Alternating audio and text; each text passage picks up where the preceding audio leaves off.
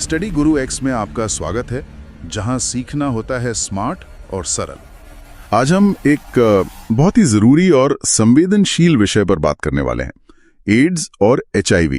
जी, ये एक ऐसा विषय है जिसने दशकों से हमारी जिंदगियों पर, समाज पर और हाँ, विज्ञान पर भी गहरा असर डाला है। बिल्कुल, और हमारे पास जो जानकारी है, जो स्रोत हैं, वो काफी अकादमिक है, काफी गहराई में जाता है इसके जीव विज्ञान पर। हाँ, तो हमारी कोशिश रहेगी कि हम उसे आसान भाषा में समझें कि ये वायरस आखिर है क्या, करता क्या है। सही। तो आज का हमारा मकसद एकदम साफ है, HIV की पहेली को सुलझाना। दिखता कैसा है, काम कैसे करता है, फैलता कैसे है, लक्षण और सबसे अहम बचाव और मैनेजमेंट। हाँ, ताकि लोगों तक सही जानकारी पहुंचे। तो चलिए शुरू करते हैं फिर।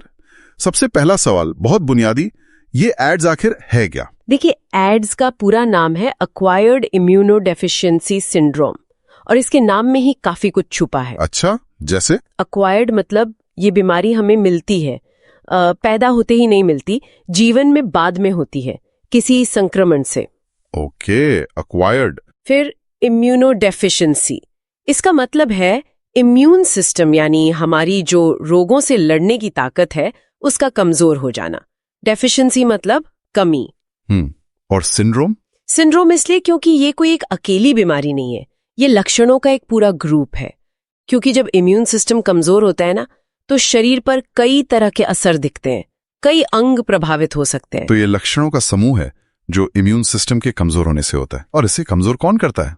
इसे कमजोर करता है एक virus, HIV, human immunodeficiency virus. HIV। स्रोत कहता है कि ये कोई आम वायरस नहीं है, ये एक रेट्रोवायरस है। अब ये रेट्रोवायरस क्या भला है? हाँ, ये थोड़े अलग किस्म के वायरस होते हैं। देखिए, ज्यादातर जीवों में क्या होता है, जेनेटिक जानकारी DNA में होती है, फिर DNA से बनता है RNA और RNA से प्रोटीन। ये नॉर्मल फ्लो है। हाँ, सेंट्रल डॉगमा जिसे कहते हैं। बिल्कुल। लेकिन रेट्रोवायरस में जेनेटिक जानकारी RNA में होती है, DNA में नहीं। अच्छा, उल्टा। हाँ, और जब ये वायरस हमारी कोशिका में घुसता है तो ये एक खास एंजाइम इस्तेमाल करता है, रिवर्स ट्रांसक्रिप्टेज। ये एंजाइम इसके RNA से वापस DNA बनाता है, मतलब प्रक्रिया को उलट देता है। अरे वाह, रिवर्स ट्रांसक्रिप्शन। जी, और फिर ये जो नया DNA बना, वायरस का DNA, उसे वो हमारी कोशिका के अपने DNA में ही फिट कर देता है, छपा देता है। ये तो बड़ी चालाकी हुई, मतलब हमारे ही सिस्टम का हिस्सा बनकर बैठ गया। इतिहास की बात करें तो एड्स की पहचान पहली बार 1981 में अमेरिका में हुई थी। जी, और भारत में पहला केस 1986 में चेन्नई में सामने आया था। क्या इस HIV की भी किस्में हैं, जैसे कोरोना के वेरिएंट्स थे? हाँ, मुख्य रूप से दो टाइप हैं इसके, HIV-1 और HIV-2। HIV-1 जो है वो दुनिया भर में ज्यादा कॉमन है। अमेरिका, यूरोप, सेंट्रल अफ्रीका, यहाँ ज्यादातर HIV-1 मिलता है। और HIV-2? HIV-2 मुख्य रूप से वेस्ट अफ्रीका में पाया जाता है। दोनों से एड्स हो सकता है, पर हाँ, उनके फैलने की रफ्तार और बीमारी बढ़ने की गति में थोड़ा फर्क देखा गया है। समझ गया। चलिए अब जरा इस दुश्मन की बनावट को, मतलब इसकी संरचना को देखते हैं। स्रोत में इसके बाहरी लिफाफे, एनवलप का जिक्र है। बिल्कुल। आप समझिए, वायरस के बाहर एक कवरिंग होती है जैसे लिफाफा। ये लिपिड मतलब वसा की दोहरी परत से बनी होती है। और मजे की बात यह है कि ये परत वायरस हमारे ही कोशिका की झिल्ली से चुराता है। अच्छा, भेस बदलने जैसा हुआ ये तो। हाँ, कुछ वैसा ही। और इस लिफाफे पर बाहर की तरफ कुछ कांटे जैसे प्रोटीन लगे होते हैं, ग्लाइकोप्रोटीन कहते हैं इन्हें। इनमें दो खास हैं, GP120 और GP41। ये समझ लीजिए वायरस की चाबियां हैं। चाबियां? किस लिए? ये चाबियां हमारी इम्यून कोशिकाओं की सतह पर मौजूद खास तालों से, मतलब CD4 रिसेप्टर से जुड़ने में मदद करती हैं। इसी से वायरस कोशिका के अंदर घुस पाता है। अच्छा, तो GP120 और GP41 ये चाबियां हैं एंट्री के लिए। ठीक है। इस लिफाफे के अंदर क्या होता है? लिफाफे के ठीक नीचे प्रोटीन की एक और लेयर होती है, मैट्रिक्स प्रोटीन, और उसके भी अंदर होता है वायरस का कोर, उसका कैप्सिड। ये भी एक खास प्रोटीन P24 से बना होता है। ये कैप्सिड एक तरह की तिजोरी है। तिजोरी? और इस तिजोरी में क्या है? वायरस का जेनेटिक कोड। हाँ बिल्कुल, इसी कैप्सिड के अंदर बंद होता है वायरस का genetic material, single stranded RNA, ssRNA की दो एक जैसी कॉपीज, दो कॉपी होती हैं, इसलिए कभी कभी इसे डिप्लॉयड भी कहते हैं। 2 कॉपीज। और इसके साथ कुछ और भी होता है कैप्सिड में? हाँ, सबसे जरूरी चीजें, वो एंजाइम जिनकी हमने बात की थी, वो औजार। अच्छा, वो 3 एंजाइम? जी। रिवर्स ट्रांसक्रिप्टेज जो आरएनए को डीएनए में बदलता है, इंटीग्रेज जो वायरल डीएनए को हमारे डीएनए में फिट करता है, और प्रोटीएज जो नए बनने वाले वायरल प्रोटीन को काटकर मैच्योर बनाता है ताकि नए वायरस बन सकें। ये तीनों बहुत जरूरी हैं वायरस के लिए। समझ गया। तो ये हुई वायरस की पूरी बनावट। एक बाहरी लिफाफा चाबियों के साथ, अंदर मैट्रिक्स, फिर कैप्सिड की तिजोरी और उसमें आरएनए की 2 कॉपी और वो 3 खास एंजाइम। काफी कॉम्प्लेक्स है। हाँ है तो। अब ये काम कैसे करता है?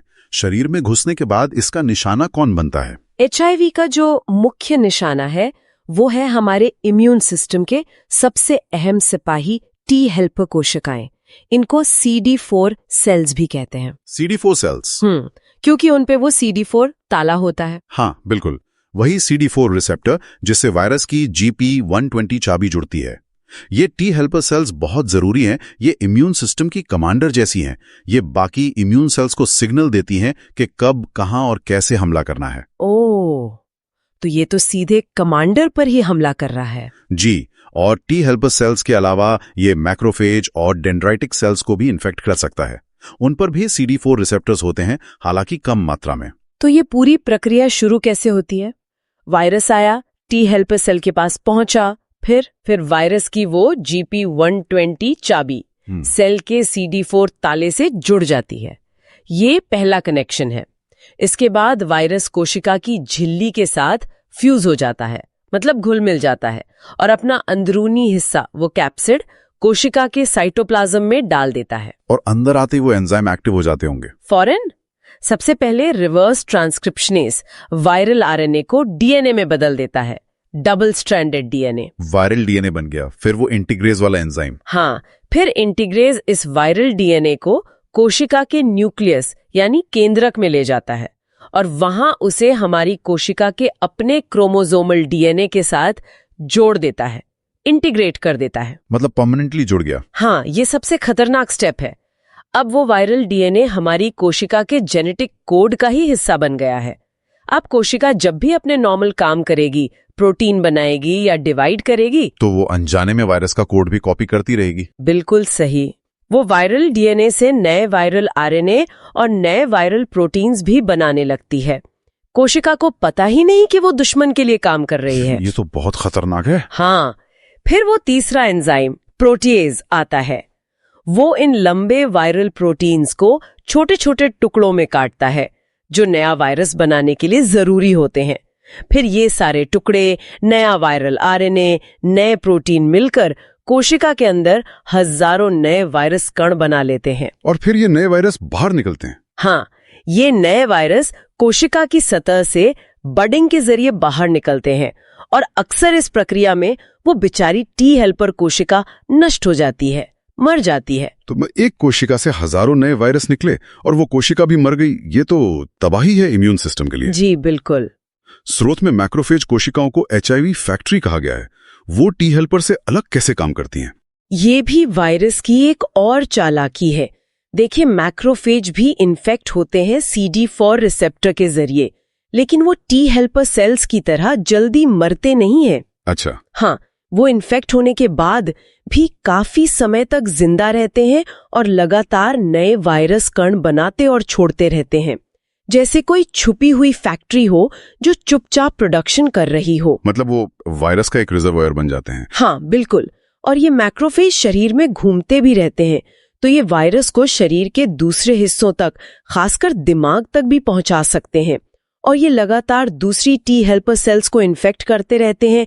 ये वायरस के लिए एक सुरक्षित पनाहगाह बन जाते हैं। तो टी हेल्पर सेल्स का मरना और इन मैक्रोफेज फैक्ट्रियों का चलते हुए ना, इसका इम्यून सिस्टम पर क्या असर होता है? नाली गड़बड़ा जाती है। और जब ये इम्यून सिस्टम बहुत कमजोर हो जाता है, तब शायद लक्षण दिखने शुरू होते हैं। क्या संक्रमण होते ही पता चल जाता है? नहीं, ज्यादातर मामलों में फौरन पता नहीं चलता। संक्रमण के कुछ हफ्तों बाद, शायद 2 से 6 हफ्ते बाद, कुछ लोगों को फ्लू जैसे लक्षण हो सकते हैं, जैसे बुखार, थकान, गले में खराश, लिम्फ नोड्स में सूजन, रात में पसीना आना, थोड़ा वजन घटना।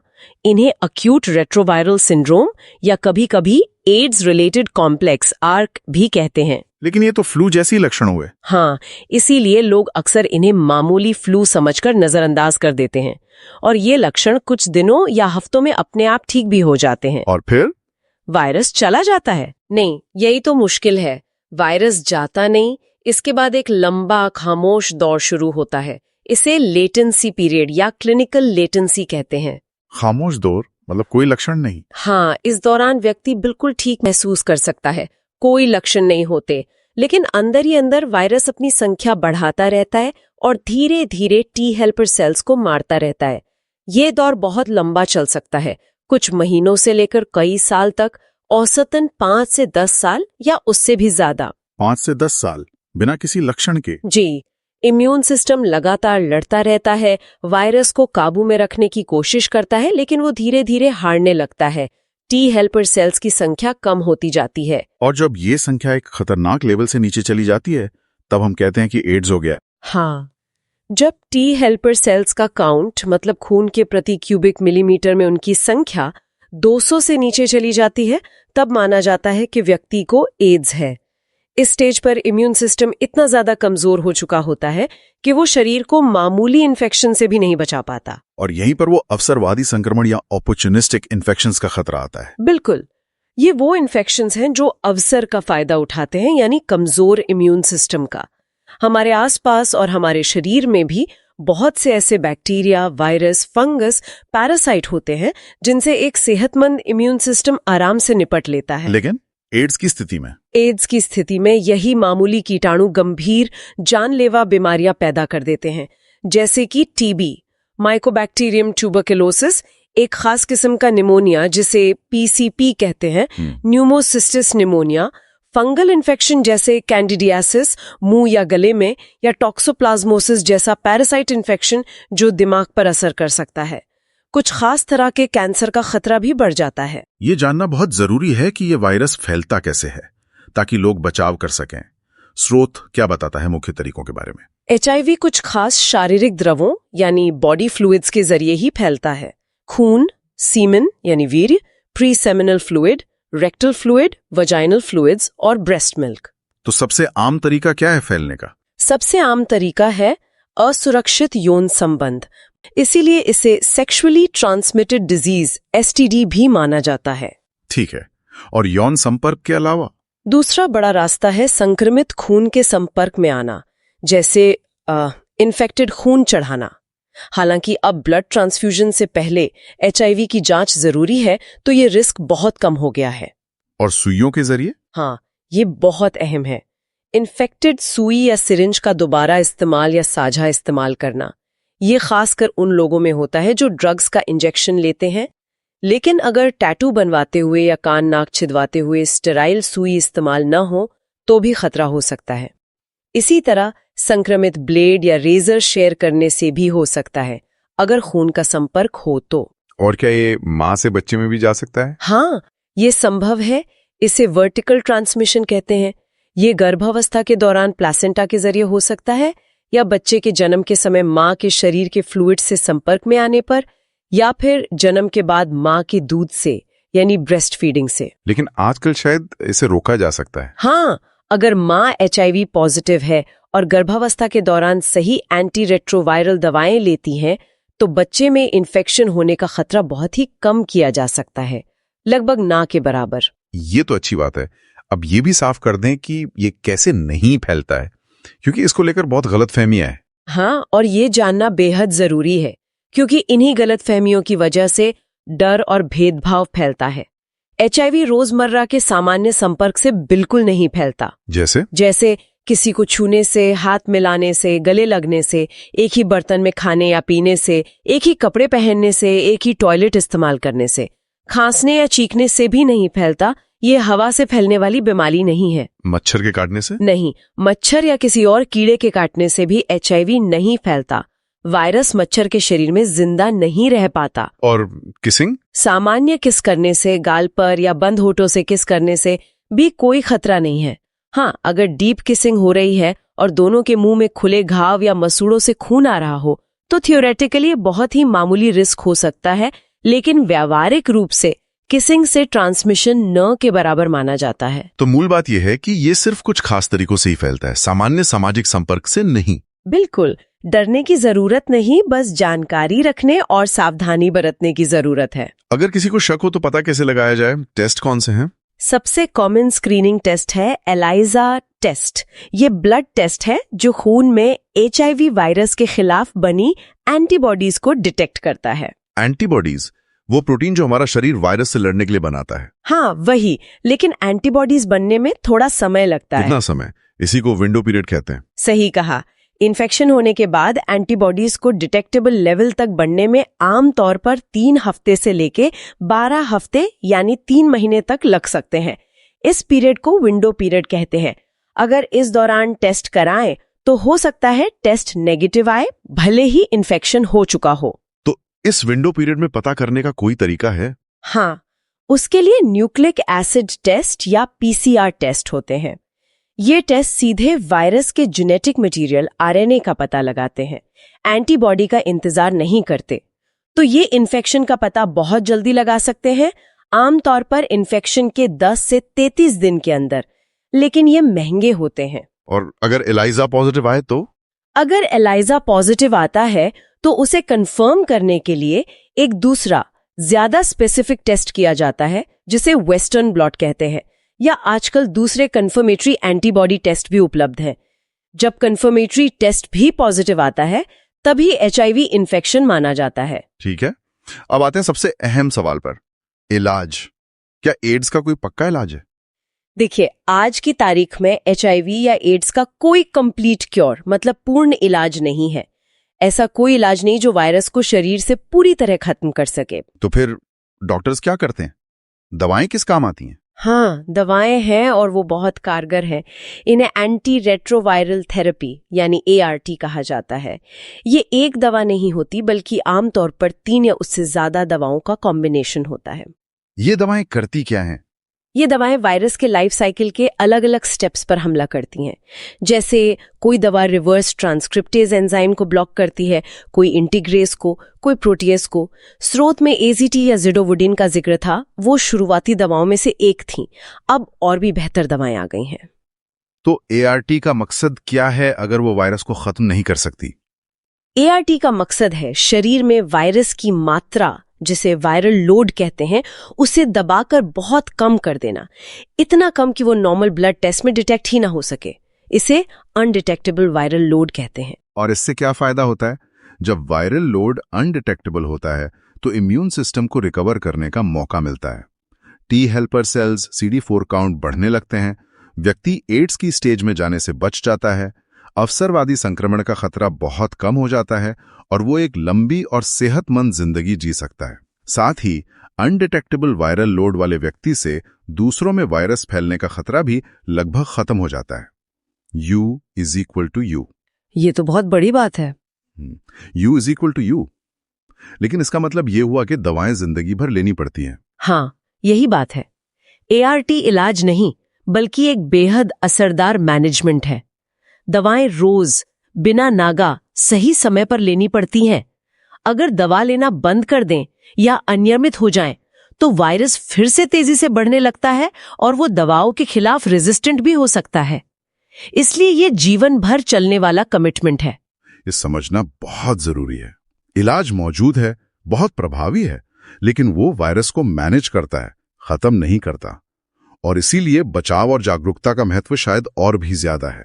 निश्चित रूप से जब तक क्योर या वैक्सीन नहीं है तब तक बचाव ही सबसे अच्छा तरीका है। और बचाव के लिए सबसे पहली जरूरत है सही जानकारी।